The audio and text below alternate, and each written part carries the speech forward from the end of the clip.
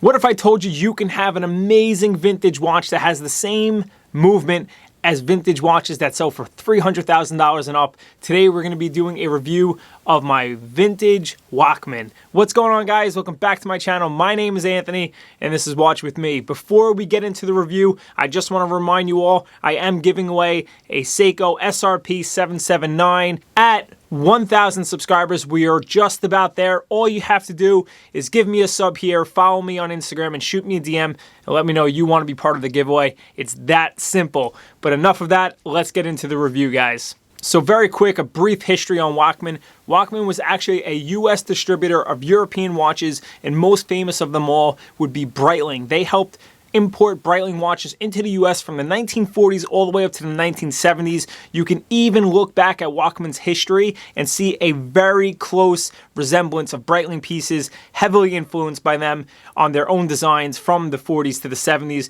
Very cool stuff. When I used to work for Breitling, we even had a double stamped Wakmann Breitling in the Breitling Museum. Very cool stuff. When you think about vintage Breitling from the 40s and on, you have to associate, or at least think about or talk about Wakmann in the discussion. But today we're going to be reviewing my reverse panda dial triple date chronograph. Very cool piece.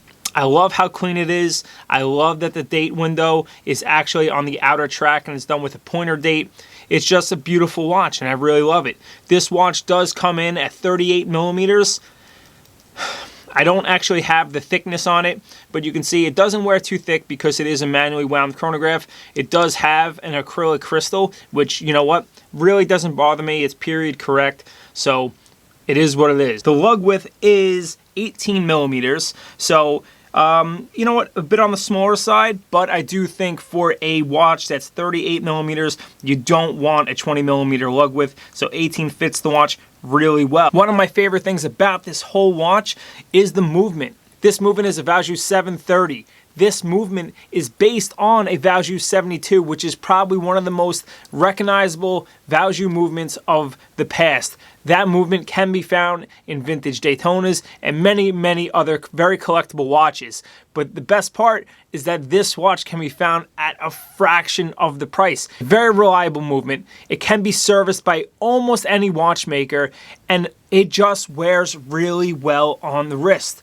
I'll put it on right here and you can see on my wrist, which is just under 6.5 inches, it does wear really well. This strap that I got off eBay for around $20, but you know what, I think it works really well with this watch. I love the matte black dial, and I love that you can almost see the lume on it that turned quite custody because it was tritium. And it is a reverse panda. I love a panda dial and I love a reverse panda. I think a reverse panda wears really well. And you know what? For a watch that tells you this much information, they make it very legible, which I really like. As I said from the beginning, this does have a pointer date. I've seen this exact model with a red hand for the pointer date, which I think completely throws off the proportions of the watch, throws off the look of the watch. I love that it's a silver pointer date with a black crescent for the date. The way you actually set the day, date, and month are these little push pieces on the side here. You have to do it with a spring bar tool, or if you have something sharp, or even like something like a toothpick, I find works really well. It doesn't have a screw down crown, which doesn't bother me one bit. You can see at 3 o'clock it is a 30-minute counter, at 6 o'clock a 12-hour counter, and at 9 o'clock you have your sub-seconds. Right up top at 12 o'clock you have your day of the week and your month. I really love this watch. What we'll do now is open up the case back so you can have a better view of this beautiful Valjoux 730. This is a screwed down case back, which I quite like. It's a bit easier to get it on and off.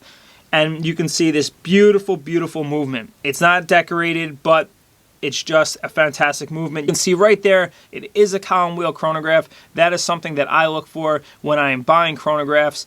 And you know what? As I said, if anything ever goes wrong with this watch, it's a very popular movement. It's been around for many years, and I would like to think any watchmaker that's worth anything will be able to work on this for you. I did buy this watch the same time I bought my Breitling Top Time.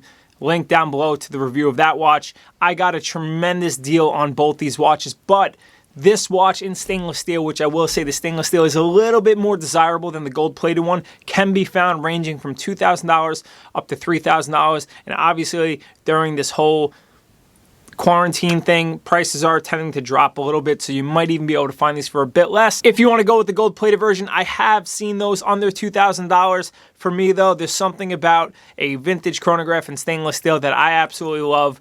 But that is it, guys. An unbelievable watch that I don't think enough people are talking about.